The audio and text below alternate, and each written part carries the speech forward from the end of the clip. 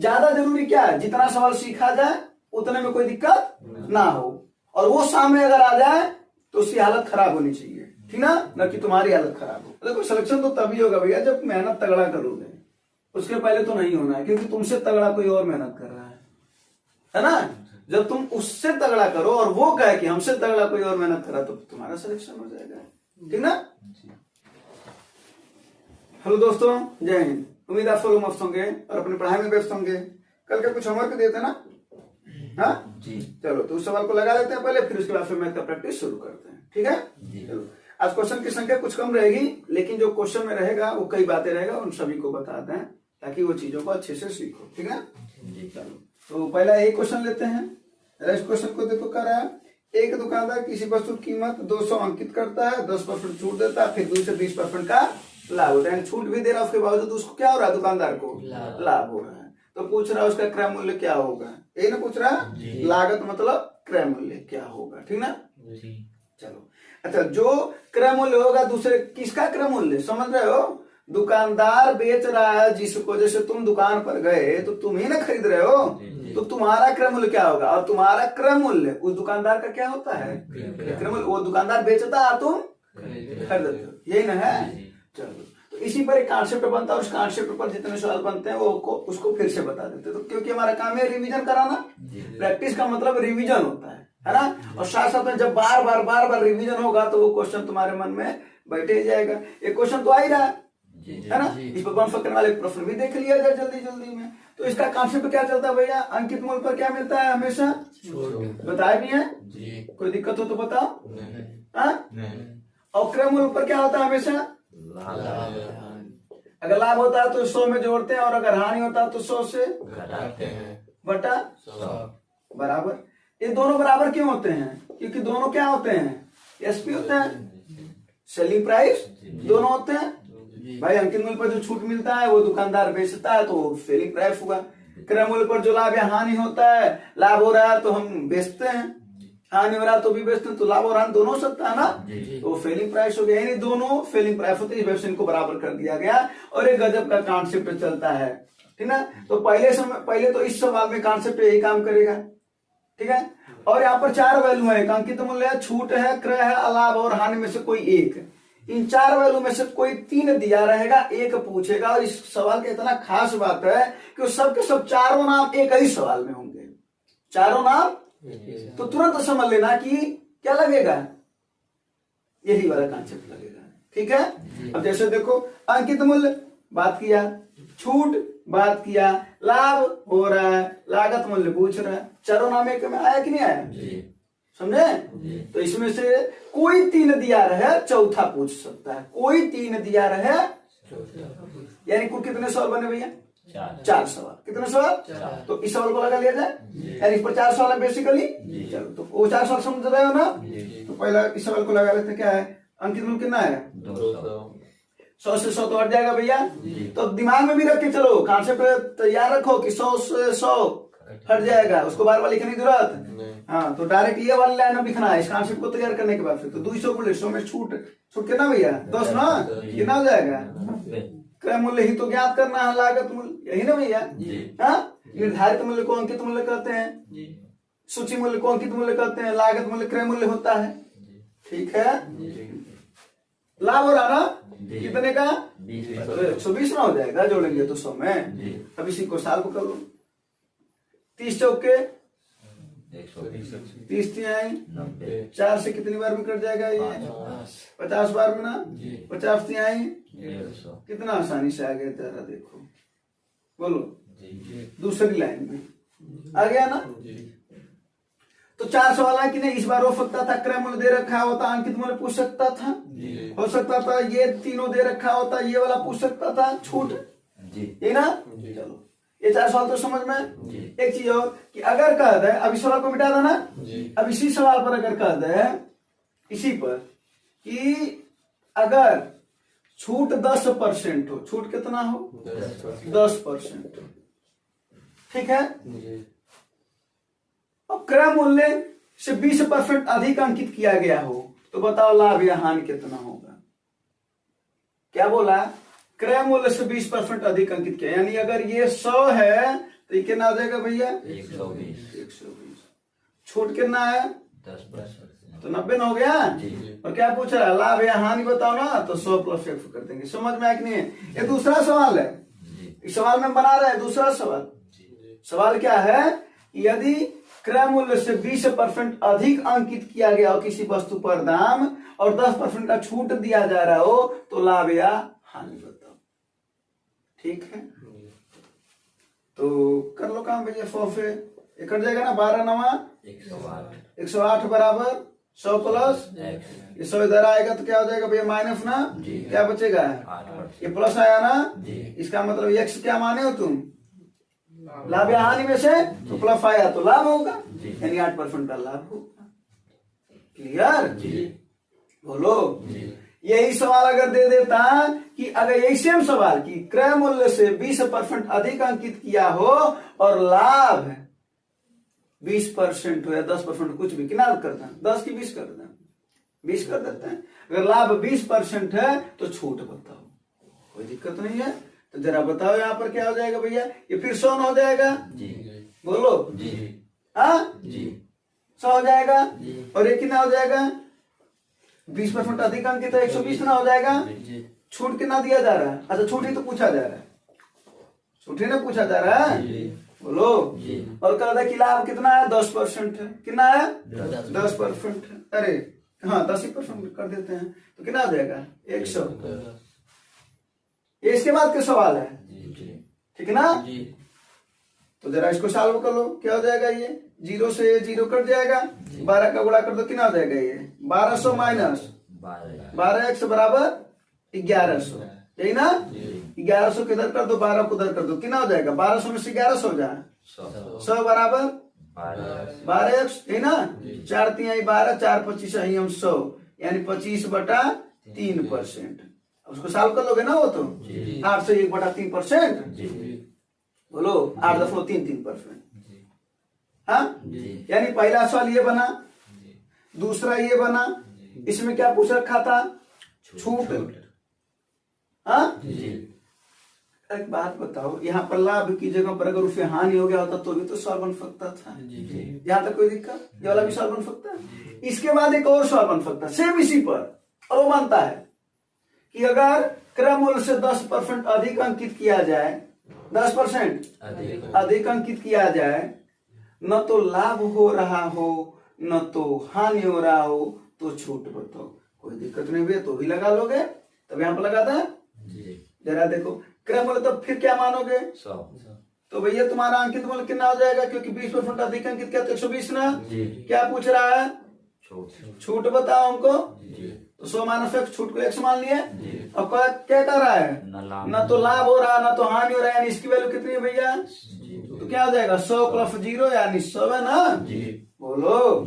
तो 0 से 0 कितना हो जाएगा? गुणा कर दो, कितना हो जाएगा? 1200 माइनस 12x बराबर 1000 ना भैया। ये इधर आएगा तो कितना हो जाएगा? 200 ना। 200 बराबर 4 3 12, 4 से कट जाएगा कितनी बार में? 50 बार में 50/3 यानी 16 से 2/3%, है ना?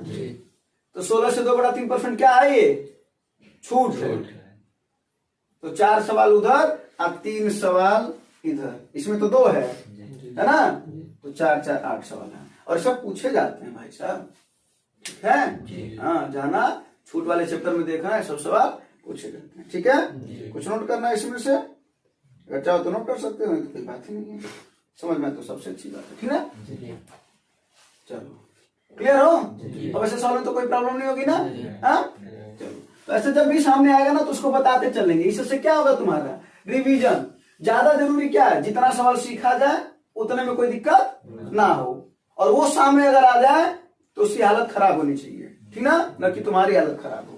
और अगर तुम्हारी हालत खराब हो रही है तो फिर ठीक है भैया, फिर अगले साल तैयारी कर, अगले साल तुम्हारा कुछ काम बन पाएगा, है ना? फिर इस साल चला जाएगा। देखो सिलेक्शन तो तभी होगा भैया जब मेहनत तगड़ा करोगे, उसके पहले तो नहीं होना है, क्योंकि तुमसे तगड़ा कोई और मेहनत कर रहा है ना? जब तुम उससे तगड़ा करो और वो कहे कि हमसे तगड़ा कोई और मेहनत करा, तो तुम्हारा सिलेक्शन हो जाएगा, ठीक ना? दो शहरों के बीच की दूरी 192 किलोमीटर है, ये ना। एक अन्य रेलगाड़ी वाई की तुलना में 2 घंटा कम लेती है और औसत चाल में 16 किलोमीटर प्रति घंटे का अंतर है। अंतर समझ रहे हो ना? हाँ, दोनों की चाल में 16 किलोमीटर का अंतर है। यानी मान लो ऐसे एग्जाम्पल के तौर पर किसी का 20 है तो अगले का 4 होगा। आ गया आंसर?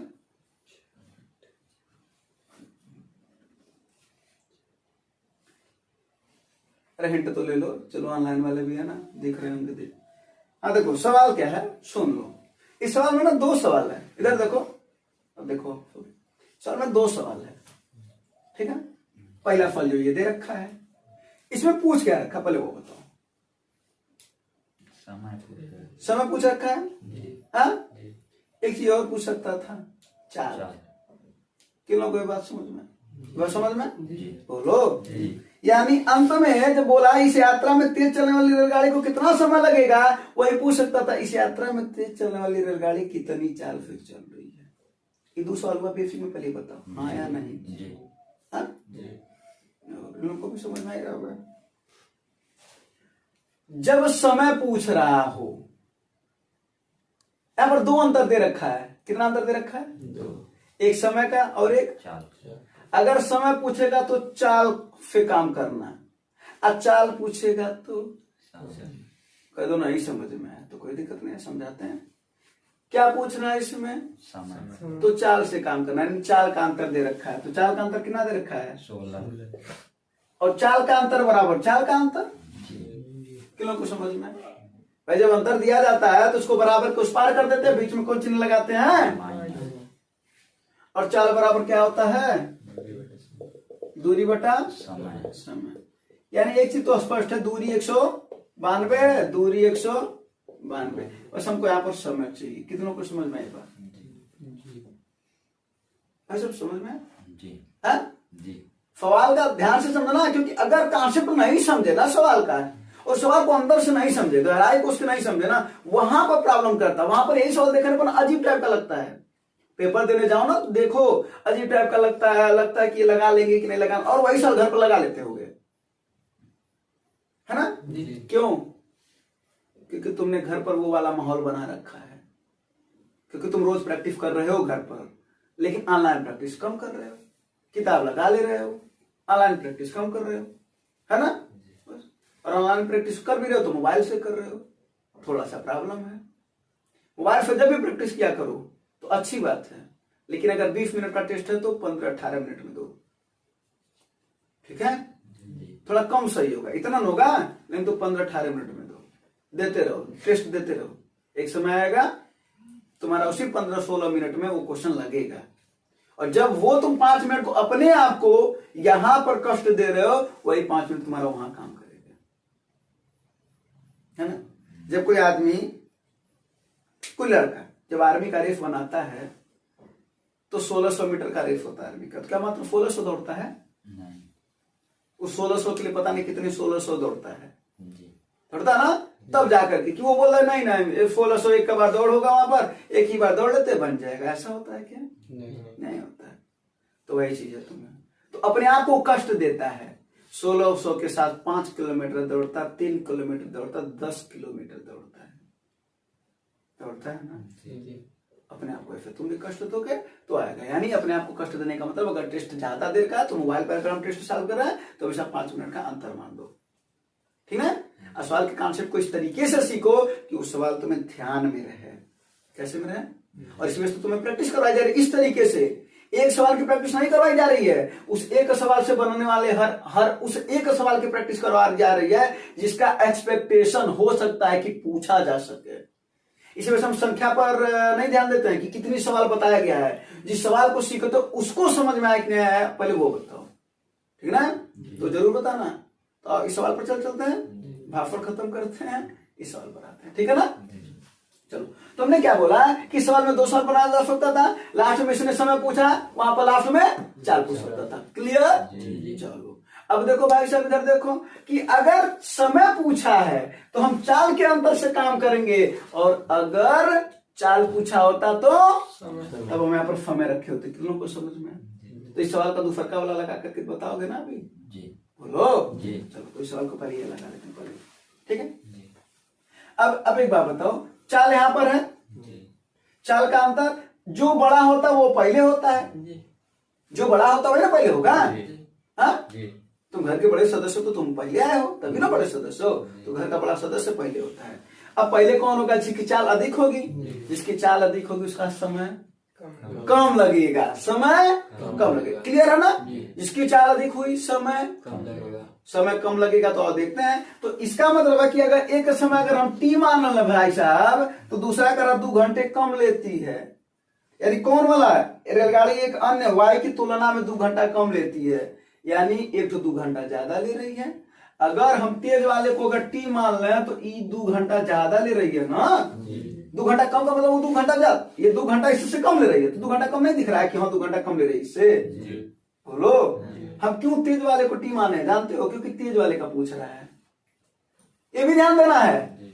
अगर कम वाले का पूछता, यानी जिसकी स्पीड कम, अगर उसका समय पूछता, तब हम उसको टी मानते कम वाली को। तो तेज वाली क्या होता है? T-2 होता है। किलो को बात समझ में आए? देखो सवाल के अंदर खूब छेड़खानी किया रहता है, जब तक सवाल को नहीं समझेंगे तब तक नहीं समझ में आएगा। तो मानने वाली बात है, वरना फिर बाद में तुम्हारा आंसर में अगर कॉन्सेप्ट क्लियर है तो आंसर आ जाएगा, अदरवाइज जल्दी में गलती कर दोगे। ये बातें समझ में आ रहा है? तेज का पूछा तो तेज को टी, कमजोर का पूछा जाता तो कमजोर को, ठीक है ना? चलो, तो ये वाला तेज वाला पहले रहेगा ना, और ये बाद में रहेगा। बोलो कोई दिक्कत? यहां तक समझ में आना? मात्र एक लाइन समझाने के लिए इतना बड़ा कारनामा करवाए हैं तुम लोगों से। अब इसके बाद से क्या करोगे? कदो द्विघात समीकरण बनेगा? नहीं भाई साहब, आंसर दे रखा है ना, उठा के झटको ना इसमें। हाँ जी, आंसर को रखो इसमें, टी की वैल्यू और 16 आना चाहिए। काहे का लगाएं द्विघात समीकरण? नहीं लगाएंगे, जिसको आ रहा वो लगाए, ठीक है ना? वैसे हमें भी आता है, ठीक है। चलो, तो पहले 3 घंटा ना, यहाँ पर 3 रखो तो कितना हो जाएगा? 3 से अगर इसको काटोगे तो कितना हो जाएगा? पहले ऑप्शन 3 रखोगे ना, तो इसको काटो 3 छक्के 18, 1 बचा 3 चौके, ये 64 आ गया। ऑप्शन से रख करके अब चल रहे हैं, फिर इसको देखते हैं। 3 छक्के 18, ये भी 64 ही ना आएगा। अब बटा 3 2, अरे सॉरी गलत करें, हाँ 3 2 5 ना, 5 से कटेगा नहीं, तो जब 5 से पूर्ण रूप से नहीं कटेगा तो 10 फॉलो में आएगा, यानी 3 गलत है। कितनों को समझ में आया कि 3 गलत है ना? आओ 4 लेकर के चलते हैं। 4 से इसको काटो, 4 चौके 16 कट जाएगा ना ये। अब फिर कितना बचा? 3 4 8 48 आ गया। अब टी का बोले यहाँ पर 4 माने ना, तो 4 2 6 से काटो, कितना हो जाएगा? 6 3 एक 6 2 48 में से 32 को घटाओ, कितना आएगा? 16। बस बात खत्म। 16 है तो 4 सही है। लोग को समझ में आया? समझ में आया? अब तुम देख लो 2 लाइन का सवाल है ये, लेकिन तभी जब कॉन्सेप्ट क्लियर है तो, नहीं तो फिर पता नहीं कितने लाइन का सवाल है ना? हाँ? अब इसमें तुम्हारा भाग्य वाली बात है, एक 3 है, एक 4 दे रखा है, एक 5 एक 6। भाग्य का मतलब क्या होता है? मान लो थोड़ा सा समय बचा होता है, तुमने पहला ऑप्शन रखा 4 पर देखो आ गया, तो तुम्हारा सही। तुमने सोचा पहला ऑप्शन हम रखते हैं, नहीं आया, फिर सोच रहे हो चौथा ऑप्शन रखते हैं, उस पर भी नहीं आएगा, सोच रहे दूसरा तीसरा हमको रखते, तीसरा रखते हैं। वही वाली बात है, लास्ट में तो ये बचबे करेगा। ध्यान देना, अगर 3 रखे और नहीं आया तो चौथा तो अपने आप सही है ना, चौथा रख करके प्रयोग मत करना। क्लियर हो? अगर यही सवाल जो अब बोले, अब इसका आंसर तो आ गया ना। यही सवाल हम जो बोले हैं कि अगर तेज का स्पीड पूछ देता, तेज वाले का क्या पूछता है? स्पीड पूछता, तब हम क्या करते? तब बराबर क्या करते? 2। क्या करते? 2। तो समय का अंतर है ना, तो बीच में कौन चिन्ह लगाते हैं? माइनस। और तब यहाँ पर समय बराबर क्या हो जाता भैया? दूरी बटा चाल। तो दूरी तो क्लियर है, 192 बटा 192 बटा, बोलो। अब हमको यहाँ पर चाहिए 4। जो समय ज्यादा लगता है, मतलब समय ज्यादा पहले रहेगा ना। कौन समय ज्यादा लेता है? कम स्पीड वाला कि ज्यादा स्पीड वाला? कम स्पीड वाला ज्यादा समय लेगा, तो कम स्पीड वाला पहले रहेगा। तो तेज वाली का अगर हम x मान लें तो कमजोर वाली का कितना होगा? 16 का अंतर है ना, x प्लस। किन लोगों को बात समझ में? और अगर हम इसको अगर x मानेंगे तो x माइनस 16 होगा, क्योंकि उसकी स्पीड ज्यादा है। तुम सोच रहे हो स्पीड ज्यादा तो कहीं बाद में लिख दियो, अरे भाई साहब स्पीड ज्यादा तो समय कम लेगा ना, तो समय कम लेगा तो बदल ना रहेगा, क्योंकि समय का अंतर इसमें दे रखा है। तो यहाँ से फिर ऑप्शन से क्या कर लोगे तुम, स्पीड दे रखा होगा ना भाई, ऑप्शन में देगा ना, तो रख लेना, द्विघात समीकरण मत सॉल्व करना। ठीक है, ये दोनों सवाल बेसिक में समझ में आए कि नहीं आए। और उसके अंदर की बात कि तेज का पूछे कमजोर का पूछे, तेज का पूछे कमजोर, यानी तेज की समय पूछ सकता है, कमजोर का समय, तेज का चाल कमजोर का चाल, यानी 2 सवाल बेसिक में और उसमें 2 हैं, यानी कुल कितने सवाल इसमें 4 सवाल भाई साहब, है ना। बोलो कोई दिक्कत परेशानी समस्या नहीं, कुछ नहीं है, तो अच्छी बात है। इसकी कहानी पूरी समझ में आ गई ना। हाँ बोलो दादा।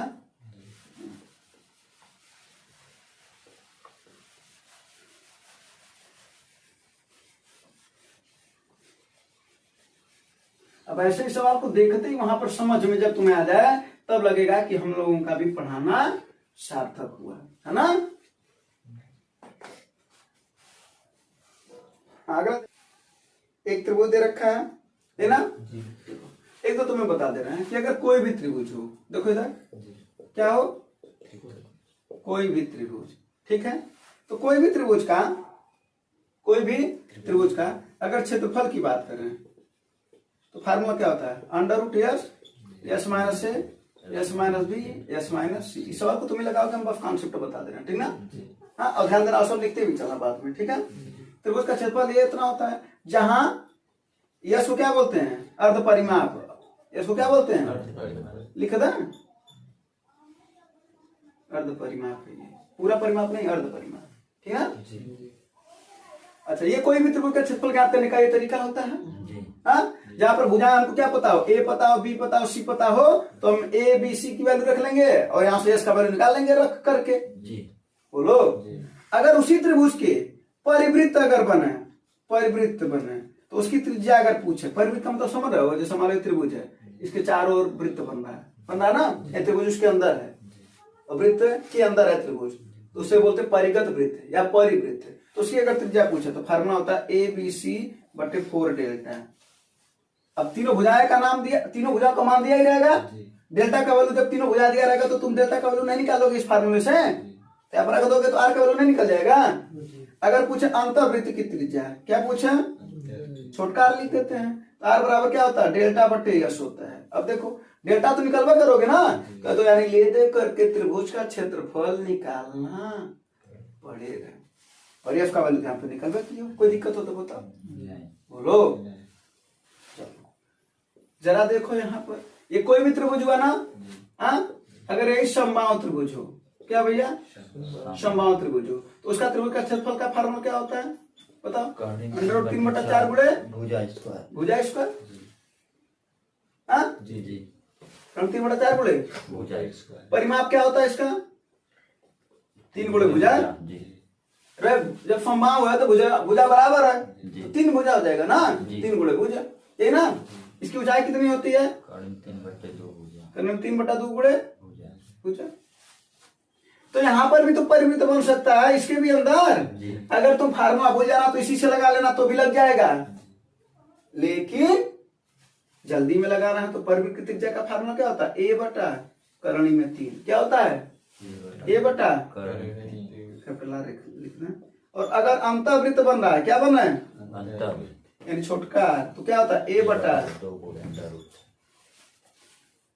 एक सवाल यहाँ पर और पूछा जाता है कि परिवृत्त और अंतःवृत्त, क्या भैया, अंतःवृत्त की त्रिज्याओं का अनुपात बताओ। तो जरा देखो, अनुपात मतलब इसी को बटे करोगे ना, तो 1 करने से 3 करने से 3 कट जाएगा, ए से 1 कट जाएगा, तो नीचे वाला छटक करके ऊपर चला जाएगा, तो क्या हो जाएगा, 2/1, ठीक ना। तो ये हो जाएगा आर बटा छोटा आर बराबर 2:1 के अनुपात में होते हैं, ठीक ना। कभी डायरेक्ट वैल्यू देता है, अगर अंतर्वृत्त की त्रिज्या 3 है तो परिवृत्त की त्रिज्या कितनी होगी समबाहु त्रिभुज में, अगर 3 है तो 6 हो जाएगी, दुगना हो जाएगी ना। अगर यही समकोण त्रिभुज रहे, क्या रहे, समकोण त्रिभुज रहे, ठीक है ना, तो उसके त्रिभुज का क्षेत्रफल का फार्मूला क्या होता है, 1/2 गुणे आधार गुणे ऊंचाई। होता है ना? जी बोलो जी। वहां पर अगर एक बात और करा जाए कि समकोण त्रिभुज की अगर ऊंचाई की बात किया जाए, देखो सवाल ऐसे पूछता है, अगर इसकी बात करें जैसे ये ए बी और सी है और ये डी है, यानी बी डी अगर पूछे, क्या पूछे? बी डी, तो क्या होता है? ए बी गुणे बी सी बटा ए सी। ठीक है, इन दोनों का क्या कर देना? गुणा, इन दोनों का गुणा, और कोण से क्या कर देना? भाग कर देना, तो उसकी ऊंचाई आ जाती है। ठीक है ना? ये भी सवाल पूछता है। क्लियर? जी बोलो जी। अच्छा, यहां पर अगर परिगत वृत्त बना है, यानी परिवृत्त की त्रिज्या बना है आर, ठीक है ना? चालू है ना? हाँ, अगर परिवृत्त की त्रिज्या अगर यहां पर बना है, ठीक है, तो क्या होगा? लगाने को तो हम इससे भी लगा सकते हैं, लेकिन बताएं एक बात, बड़े आसानी से लगा सकते हो। जो सबसे बड़ी भुजा होती है, यानी क्या? कोण ना, उसको आधा कर दो। देख अगर के सवाल आ जाएगा। अगर समकोण त्रिभुज बना है, समकोण त्रिभुज कब बनता है? जब इसका वर्ग यानी ए बी का वर्ग और बी सी का वर्ग का योग ए सी के वर्ग के बराबर हो जाए तो पाइथागोरस थ्योरम काम करता है, वही समकोण त्रिभुज कहलाता है, और उसका एक कोण 90 डिग्री होता है ना? तो वहीं पर परिवृत्त की त्रिज्या पूछे तो मात्र कोण का आधा कर दो। जैसे मान लो ये 3 है, ये 4 है, 5 है, होता है ना? ये 3 4 5 बनता है। तो अगर पूछा जाए इसके परिवृत्त की त्रिज्या बताओ, कितना हो जाएगा? 2.5 यानी 2.5, 5 का आधा सीधे कर दोगे। और अगर वही पूछे अंतःवृत्त का बताओ, क्या पूछे? तब क्या करोगे जानते हो? इन दोनों को जोड़ देना, यानी लंब प्लस माइनस कोण, कोण को घटा देना और उसको आधा कर देना, यानी 3 4 7 में से 5 को कितना आया? 2 का आधा, तो अंतर्वृत्त त्रिज्या कितनी आ गई? मात्र इसी कॉन्सेप्ट के लिए इतना सारा बवाल बतियाए हैं, और ये सवाल उसी पर है। अब ये सवाल अब तुम लोग लगाओगे। अब देखो, कब ये तो दशमलव दिया है, कहाँ ये उसको सेटिस्फाई कर रहा है? तो जाना 4 का वर्ग किसका? 4 का, प्लस 4.5 का वर्ग को देखना तो 8.5 के वर्ग की क्या है? बराबर है ये। ठीक है, तो अगर ये ऐसा काम कर रहा है, ये पहले ये देख लेना चाहिए, और ना पता चला कि कौआ कान लेके उड़ रहा है, कौआ के पीछे लग गए और लगे इस पर लगाने तो बड़ा समय लग जाएगा, बहुत समय लग जाएगा। ठीक ना? तो सवाल ऐसे थोड़ी दिया होगा, सवाल देने वाला भी तो कुछ सोच करके दिया होगा कि इतना, अगर वो चाहता तो तुम्हें जब चाहता फेल कर दे एग्जामिनर, है ना? वो एफआई दे रहा है ताकि कुछ सोचने वाला लड़का इस सवाल को लगा सके, यही ना? तो सोचो भैया लगा लो। यानी यहाँ पर छोटी छोटी भुजाओं का वर्ग अगर देख करके देख रहे होगे, बड़ी भुजा का वर्ग के बराबर आता तो समकोण त्रिभुज बन जाता, और जब समकोण त्रिभुज बन जाता तो उसके अगर परिवृत्त की त्रिज्या पूछा होता तो तुम मात्र 8.5 का आधा कर देते, तो तुम्हारा आंसर रहता 4.25। बोलो हाँ या नहीं? क्या हुआ? समझ रहा ना? लेकिन क्या पूछा? अंतर्वृत्त ना, तो कोई दिक्कत नहीं है, तो इन दोनों को क्या कर दो? जोड़ दो। कितना हो जाएगा? 7 4 11.5 में से क्या कर दोगे? 8.5 को, और उसको यही ना है अंतर्वृत्त त्रिज्या है। लंब और आधार को क्या कर दिया? जोड़ दिया, और कोण को क्या कर दिया? उसमें से घटा दिया और उसी को आधा कर दिया। कितना आएगा? 11.5 में 4.5 जाएगा, 3 का आधा यानी 1.5। इसका आंसर कितना आएगा? कोई दिक्कत, परेशानी, समस्या, प्रॉब्लम? ये सब चीजें समझ में आना? तो देखो, एक सवाल के चक्कर में कितना सारा सवाल जान गए हम, जान गए ना? कोई भी अब त्रिज्या वाला सवाल पूछेगा अंतर्वृत्त परिवृत्त तो सब लगा लोगे, कोई दिक्कत नहीं है ना? तो उम्मीद है आप लोगों को समझ में आएगा और आप लोगों को भी। धन्यवाद, जय हिंद।